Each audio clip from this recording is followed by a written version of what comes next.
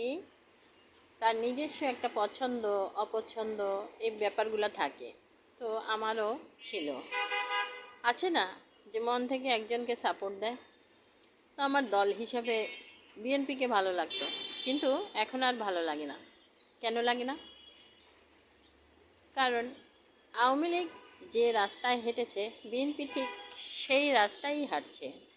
আওয়ামী লীগ যে সন্ত্রাসী কর্মকাণ্ড করছে সেই বিএনপিও ঠিক সেই রকমেরই চাঁদাবাজি, তারপরে আহ, সেই যে জনগণ থেকে, জনগণের কল্যাণ থেকে মুখ ফিরিয়ে তারা ভোটের মাধ্যমে শুধুমাত্র ক্ষমতায় যাওয়ার জন্য, বিত্তশালী হওয়ার জন্য, টাকা লুটেপুটে খাওয়ার জন্য হ্যাঁ নির্বাচন চাচ্ছে।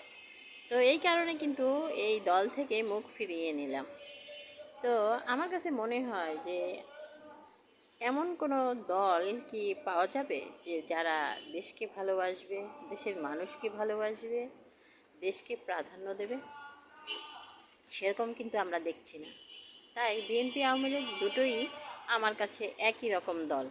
হুম তারা শুধু নিজেদের স্বার্থের কথা বলে, ক্ষমতায় আসার কথা বলে, কিন্তু তারা যখন ক্ষমতায় বসে তখন জনগণকে ভুলে যায়, দেশকে ভুলে যায়, দেশের মানুষকে ভুলে যায়, দেশের স্বার্থকে ভুলে যায়।